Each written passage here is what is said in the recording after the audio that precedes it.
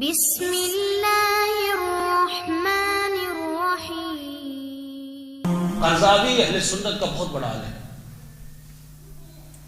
یہ قطر جا کے رہا، اس کی تیسری بیوی تھی، اس نے اس سے طلاق لی بلکہ بھاگ گئی وہاں سے۔ قرضاوی کے جملے ہیں، کہتا اتحاد بین المسلمین اہل سنت کے فائدے میں نہیں ہے، یہ شیعوں کے فائدے میں ہے، کیونکہ اگر اتحاد ہوگا تو یہ اپنی محفلوں میں لوجیکل باتیں کریں گے، لیکن اگر تعصب کی آگ کو تم بھڑکاؤ گے پھر ہم شیعوں کو مار سکتے ہیں۔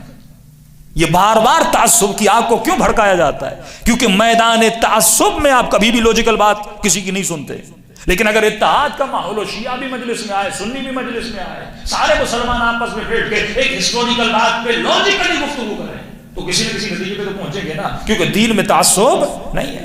اللہ نے بندے کو عقل دی، عقل سے آ کر بات کرو، لیکن شیطان یہاں پر کیا کرتا ہے؟ تعصب کو پیدا کرتا ہے۔ آپ جب بھی حق و حقانیت کی بات کریں گے ان کو اتنا ڈرایا جاتا ہے، اتنا ڈرایا جاتا ہے کہ اگر کوئی اپنا ان کا بچہ ان سے سوال کرتا ہے تو فوراً کیا لگتا ہے؟ شیعہ بن گئے ہو۔ ہم تو دور، طارق جمیل جیسے بندے کو انٹرویو دینا پڑا، میں شیعہ نہیں بنا ہوں،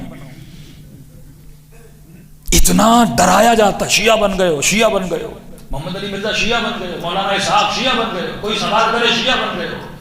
تو میں نے کم از کم یہ تو ثابت ہو گیا جہاں جہاں حق کی بات آتی ہے وہاں کہاں تجھے لفظ شیعہ یاد آتا ہے۔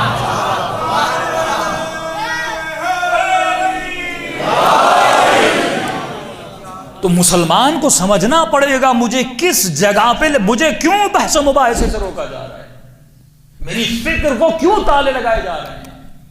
قرضاوی جیسا مولوی کہتا کہ اتحاد بین المسلمین شیعوں کے فائدے میں، اور واقعا آج تک جتنی اتحاد بین المسلمین کی تنظیمیں بنی وہ شیعوں نے بنائی ہیں، ایک بھی تنظیم غیر نے نہیں بنائی، سعودی عرب نے نہیں بنائی، ابو ظبی نے نہیں بنائی۔ جتنی تنظیمیں، جس مسلمان طبقے نے سب سے زیادہ کوشش کی کہ مسلمان آپس میں ملیں بیٹھیں، وہ شیعوں نے کوشش کی۔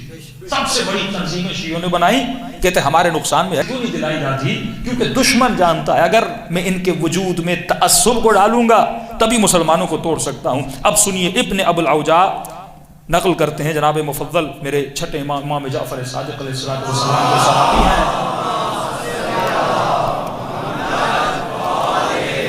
یہ طریقہ ہے محمد اور آل محمد کا۔ بیٹھے ہوئے ہیں، کہتے ہیں ایک بندہ آیا جو مشرک تھا، وہ جناب مفضل کے سامنے پروردگار عالم کو اور اللہ کی شان میں مثلا تثلیث کے قائل ہوتے ہیں، اجزاء الہی کے قائل ہوتے ہیں، ترکیب خداوندی کے قائل ہوتے ہیں، اس نے ایسی ایسی باتیں کی، جناب مفضل کو غصہ آ گیا، اور غصہ آ گیا تو اس نے اس کو بہت برا بلا کہا۔